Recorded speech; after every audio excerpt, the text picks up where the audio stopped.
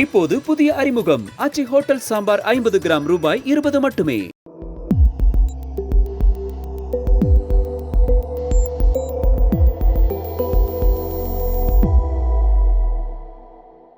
Sir வணக்கம். வணக்கம் Kapil. Sir, இப்போ மோடி அவர்கள் தலைமையில மார்ச் 1ஆம் தேதி நடந்த மதுரை மாநாடு எப்படி சார் பாக்குறீங்க? ஒரு விஷயம் என்னன்னா, எல்லா தலைவர்களும் ஸ்டேஜ்ல இருக்காங்க. டிடிவி அவர்களும் இருக்காரு, மற்ற இபிஎஸ், அப்புறம் எல்லா லீடர்ஸுமே, என்டிஏ லீடர்ஸ் எல்லாருமே அங்க இருக்காங்க. மோடி அவர்கள் ரொம்ப காட்டமான விமர்சனங்களை திமுக மேல வைக்கிறாரு. ட்ரக்ஸோட புழக்கம் அது நிறைய இருக்கு, ஊழல் இருக்கு, பெண்களுக்கு பாதுகாப்பு இல்லை, இந்த மாதிரியான விஷயங்கள்லாம் பேசுறாரு. அப்புறம் இபிஎஸ் அவர்களும் பேசுறாரு. எப்படி இதை பாக்குறீங்க? It's yet another Modi meeting. வழக்கம் போல மோடி மீட்டிங் தான். இன்ஃபேக்ட் திமுக மீதான அவருடைய தாக்குதல்கள் வந்து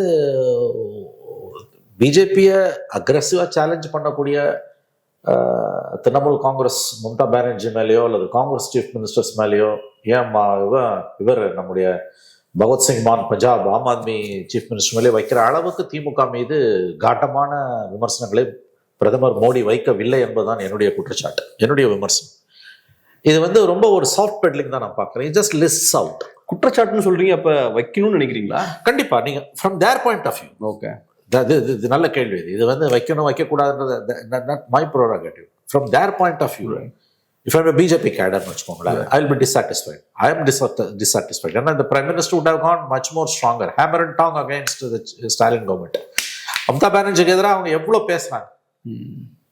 எல்லா இடத்துலும் போகும்போது மம்தா வெஸ்ட் பெங்கால் தான் உங்களுக்கு டார்கெட்டா இருக்குது. நவம்பர் 10ஆம் தேதி நினைக்கிறேன் பீகார் எலெக்ஷன் ரிசல்ட்ஸ் வந்தப்ப மாலை 7 மணிக்கு பிஜேபி ஹெட் குவார்ட்டர்ஸ்ல ஒவ்வொரு முறையும் வெற்றி பெற்ற பிறகு அவர் வந்து பிரதமர் வந்து அங்க வந்து பிஜேபி ஹெட் குவார்ட்டர்ஸ்குள்ள மலர் மாறி பொழிவார்கள், நடந்து வருவார். அப்படி நீங்க பார்த்துருப்பீங்க. அப்ப கூட அவர் என்ன சொன்னார்? பிரதமரோட வார்த்தை என்ன?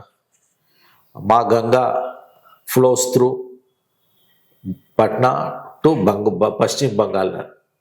அன்னை கங்கை பீகார் வழியாக மேற்கு வங்கத்துக்கு போகிறான். அதாவது அடுத்து அங்கே தான் ஜெயிப்போம்.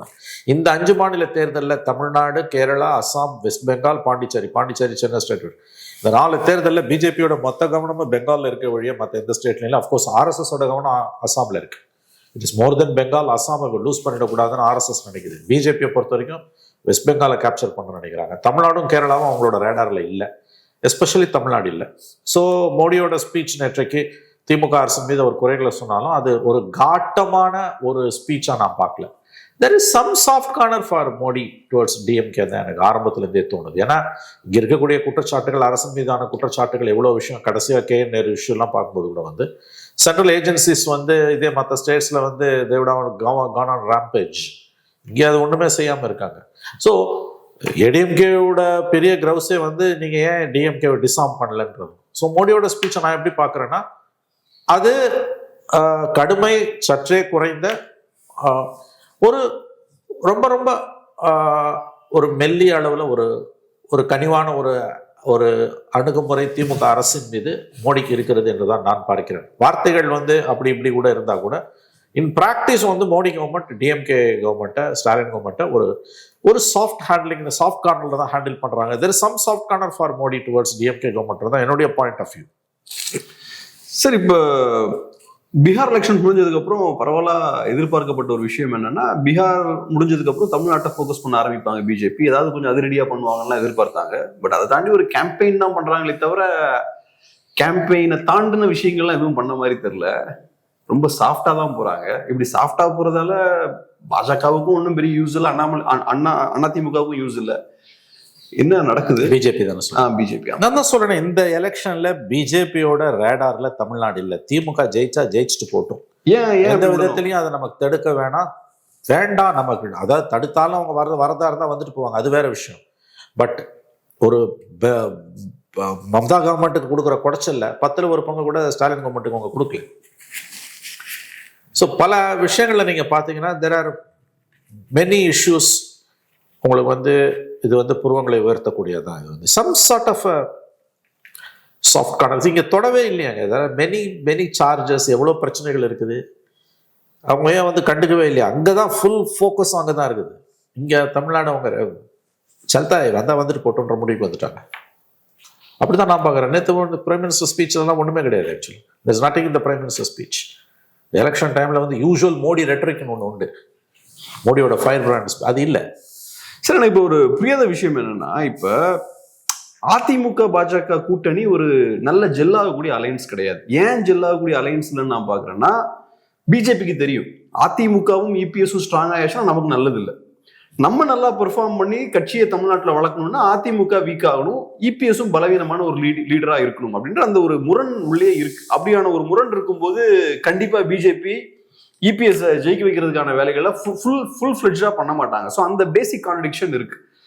அப்படி இருக்கும்போது உங்களுக்கு அதிமுகவை வீழ்த்துறது தான் உங்களோட முக்கியமான எண்ணமா இருந்தா நீங்க கூட்டணி வைக்காமலே அதிமுகவை காலி பண்ணலாம். 2024 அண்ணாமலை மாதிரி ஒரு லீடரை இறங்கி விட்டு ஃபுல் அக்ரெசிவா இறங்கினாங்கல்ல பொலிட்டிக்ஸ்ல, அந்த மாதிரி ஃபுல் அக்ரெஷனோட செயல்படலாம். பட் ஏன் இப்படி ஒரு மாதிரி ரெண்டுக்கும் நடுவில் போய் நிக்கிறாங்க? அவங்க ரெண்டுக்கும் நடுவில் நிக்கலங்க. நான் தெளிவா சொல்றேன், இந்த எலெக்ஷன்ல அவங்க டார்கெட் டிஎம்கே இல்ல ஏடிஎம்கேவை கூடி அழிக்கிறாங்க. திமுகவை எதிர்த்து அழிக்கணும். அது இந்த எலெக்ஷன்ல தனியா அழிச்சிருக்கலாம். தனியா அழிக்க முடியாது. Annamalai is a terrible failure. In fact அண்ணாமலையோட ஸ்ட்ராட்டஜியால தான் இங்க தமிழ்நாட்டில் 10-12 சீட் வர வேண்டியது போச்சு. அவங்களோட 2019 and 21 எலெக்ஷன் அலைன்ஸ் 24ல கண்டினியூ ஆயிருந்தனா they would have easily won 10 to 12 seats. DMK அலைன்ஸுக்கு ஸ்வீப் கிடைக்காம தடுத்துருக்கலாம்.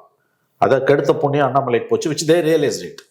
But at the same time இந்த எலெக்ஷன்ல போஸ்ட் கருணாநிதி போஸ்ட் ஜெயலலிதா பீரியட்ல இந்த சைக்கிள் வந்து டிஎம்கே ஏடிஎம்கேன்னு வரதை முதல்ல உடைக்கணும். ஈஸி டார்கெட் வந்து ஏடிஎம்கே. நீங்க பாருங்க, எடப்பாடியோட அவங்க அலையன்ஸ் வைக்கிறாங்க எப்போ, கிட்டத்தட்ட 11 months முன்னால, எலெக்ஷனுக்கு 1 year முன்னாலே வைக்கிறாங்க. பட் அதுக்கு பிறகு அவங்க பண்ணதெல்லாம் பாருங்க, ஏடிஎம்கேவை எவ்வளவு வீக்கெண்ட் பண்ண முடியுமோ அவ்வளவு தூரம் வீக்கெண்ட் பண்ணியிருக்காங்க. செங்கோட்டையை வெளியில போறாரு, அவர் போக வச்சதுக்கு காரணம் அவங்க தான். ஓபிஎஸ் டிஎம்கேக்கு போறாரு, அவங்க நினைச்சுதான் இந்த பக்கம் கொண்டு வரலாம், முடியல. டிடிவியை மட்டும் இந்த பக்கம் சேர்த்து வச்சாங்க. அதர் தன் தட் அவங்க என்ன பண்ணாங்க, ஸ்ட்ரென்தன் பண்றதுக்கு அலையன்ஸ் ஒண்ணுமே பண்ணல. இன்னொன்னு, இந்த promise they gave it to Edappadi was they will disarm DMK. ஒண்ணுமே பண்ணல. ஸோ இந்த எலெக்ஷன்ல வந்து அவங்களுக்கு வந்து பெருசா ஒன்றும் ஏடிஎம்கே ஜெயிக்கணும் அப்படின்லாம் எந்த எண்ணமும், என்டிஏ ஜெயிக்கணும் அவங்க பாஷையில் சொன்னா கிடையாது. டிஎம்கே ஜெயிச்சு கண்டினியூ ஆகட்டும்ன்ற முடிவுக்கு அவங்க வந்துட்டாங்க. வார்த்தைக்கு வார்த்தை என்டிஏ கவர்மெண்ட் சொல்றாங்களே வழி நடைமுறையில் ஒன்றும் அவங்க அது எடப்பாடி வின் பண்றதையோ ரெஜிம் சேஞ்சையோ அவங்க வந்து விரும்பவே இல்லை. That's how I look at it. மற்ற ஸ்டேட்ஸ்ல பிஜேபியோட ஆர்ச் எனிமீஸா இருக்கக்கூடிய மம்தா பானர்ஜிக்கோ பகத்சிங் மானுக்கோ அல்லது காங்கிரஸ் கவர்மெண்ட்ஸ் இருக்கக்கூடிய ஹிமாச்சல் பிரதேஷுக்கோ தெலுங்கானாவோ கர்நாடகாவோ கொடுக்குற குடைச்சல்ல 10ல் 1 பங்கு கூட திமுக கொடுக்கல. அவங்க இத்தனைக்கும் டிஎம்கேவும் வந்து ஆன்டி பிஜேபி தான் பேசுது. ஸோ இது ரொம்ப சர்ப்ரைசிங்கான ஒரு விஷயம். நேற்று மோடியோட ஸ்பீச்சை, பிரதமரோட ஸ்பீச்சை வந்து நான் வந்து usual Modi fire brand speech அது இல்லை, அப்படிதான் நான் அதை பார்க்குறேன். இன்னொரு அப்சர்வேஷன் என்னன்னா, இபிஎஸ் அவர்களுக்கும் ஒரு அங்கீகாரத்தை கொடுத்த மாதிரி தெரியல. அதாவது இபிஎஸ் அவர்கள் தான் சிஎம் ஆக போறாரு, வாயிலிருந்து வரவே இல்லை. அந்த மாதிரி ஒரு அங்கீகாரத்தை இபிஎஸ்க்கு கொடுக்க கூடாதுன்றது தெளிவா இருக்காங்க.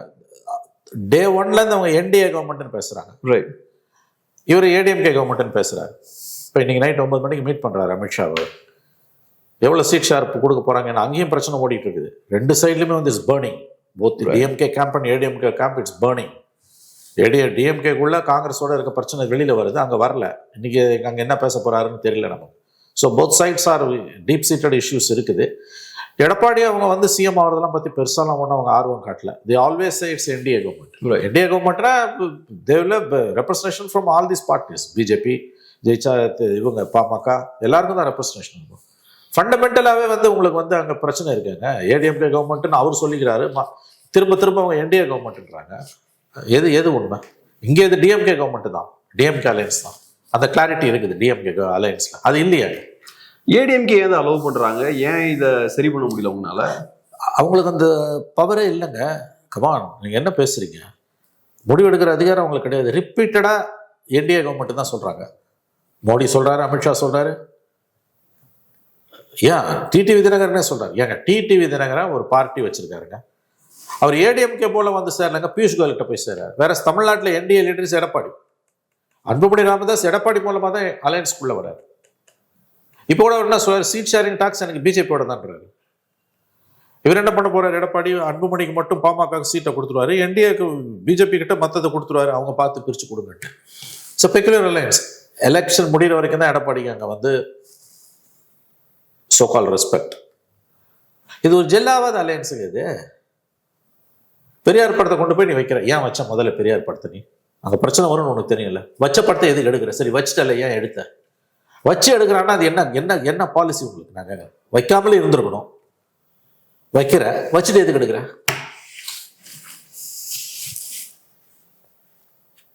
அப்ப ஒரு கோஹரன்ஸ் இல்லை, ஆக்ஷன் பிளான் இல்லை. எல்லாத்துக்கும் காரணம் மோடிக்கும் அமித்ஷாக்கும் தமிழ்நாடு ரேடார்லே இல்லை.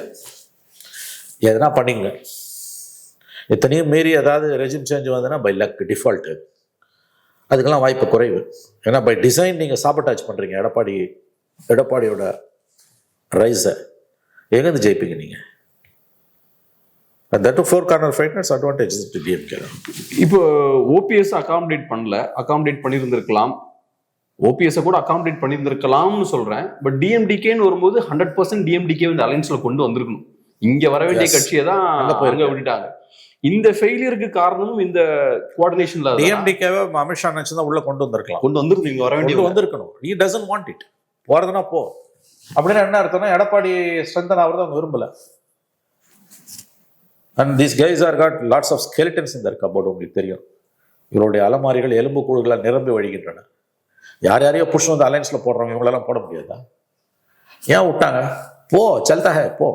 அப்படின்னா எடப்பாடி சிஎம் ஆகிறது விரும்பல. அது எடப்பாடி தனியாக பிஜேபியோட சேராமல் இருந்தால் கூட ஒரு அலையன்ஸ் ஸ்ட்ராங்காக இருக்கும். அதையும் கெடுத்து கொண்டு வந்து உள்ளே உட்கார வச்சு இந்த அலையன்ஸோட விக்டரியை இவங்களே கெடுத்துக்கிட்டு ஒன்னே ஒன்று தாங்க, இந்த பைப்போலார் பாலிடிக்ஸ் உடையணுங்க.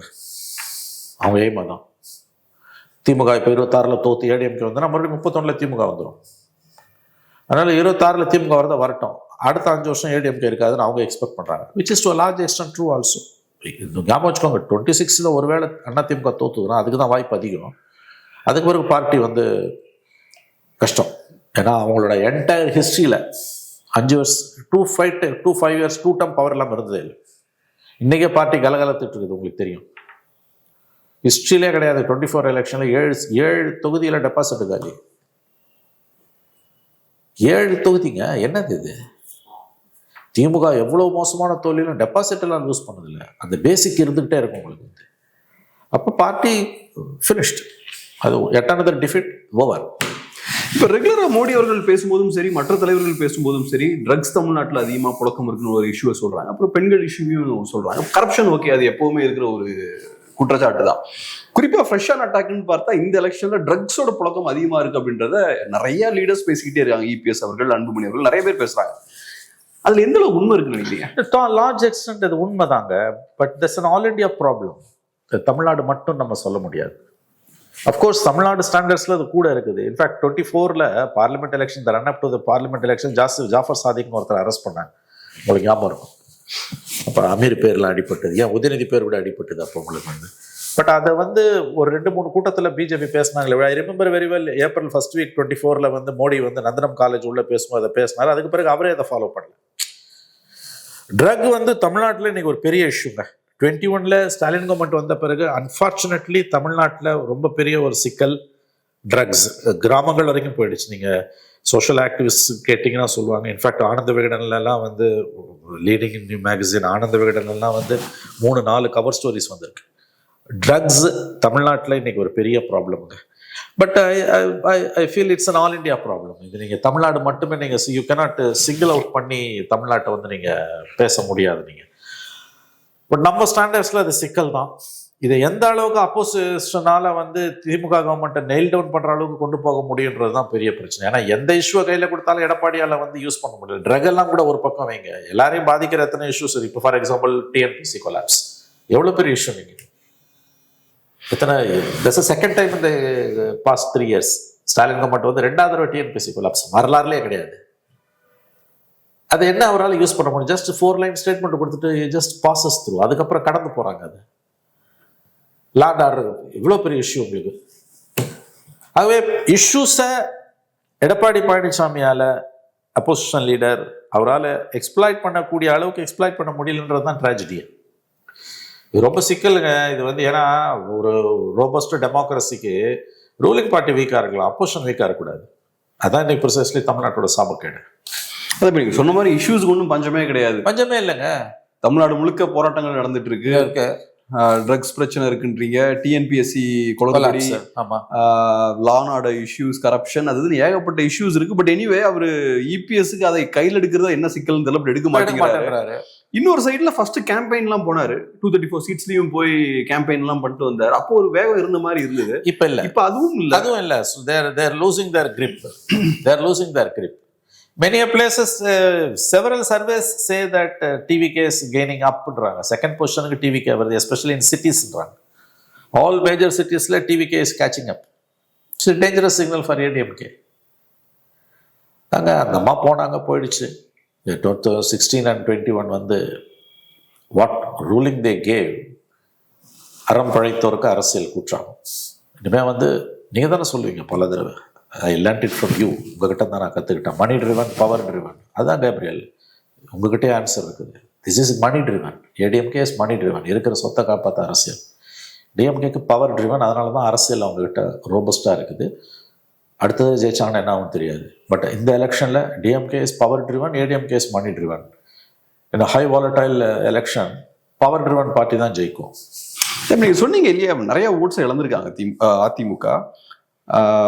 குறிப்பாக நிறைய தொகுதிகளில் டெபாசிட் இழந்திருக்காங்கன்னு நீங்கள் சொன்னீங்க. பார்லிமெண்ட்ல 7 தொகுதியில் டெபாசிட் இழந்துட்டாங்க நீங்கள். ஸோ இப்போ ஓட்ஸை இழக்கிறாங்கன்னா யார்கிட்ட மோஸ்ட்லி இழந்துட்டு இருக்காங்கன்னு நினைக்கிறீங்க? இந்த தடவை டிவிகே கிட்ட இழக்கிறாங்கன்றாங்க, தாவேக்கா கிட்ட இழக்கிறாங்க. அது ஒரு பெரிய ரிஸ்க்குங்க. அது இந்த தடவை எலெக்ஷன் வந்து பெக்யூலர் எலெக்ஷன் தான் இருக்க போகுது. TVK is causing maximum damage to ADMK. Policies இருக்கணுங்க கொஞ்சமாவது. அந்த அம்மா இருந்த வரைக்கும் பர்சனல் செரிஷ்மால ஓடிச்சு. நம்ம போயிட்டாங்க. C DMK all certain things said and in spite of all their shortcomings, the party has some principles. கொஞ்சம் குறைஞ்சபட்சம் நாம் சாது அந்த கட்சிக்கு உண்டு, பாலிசிஸ் உண்டு. எதுவுமே ஏடிஎம்கேக்கு கிடையாது. ஜெயலலிதா இருந்த வரைக்கும் அது அந்த பர்சனல் செரிஷ்மால ஓடிச்சு. ஆன்டி டிஎம்கேன்றது அவங்களோட டிஎன்ஏவாக இருந்ததால் ஓடிச்சு. அந்த அம்மா போனாங்க, பார்ட்டி இஸ் ஃபினிஷ்ட். ரொம்ப நன்றி சார், உங்கள் பிஸியான டைமில் அருமையான போயிட்டு ரொம்ப நன்றி.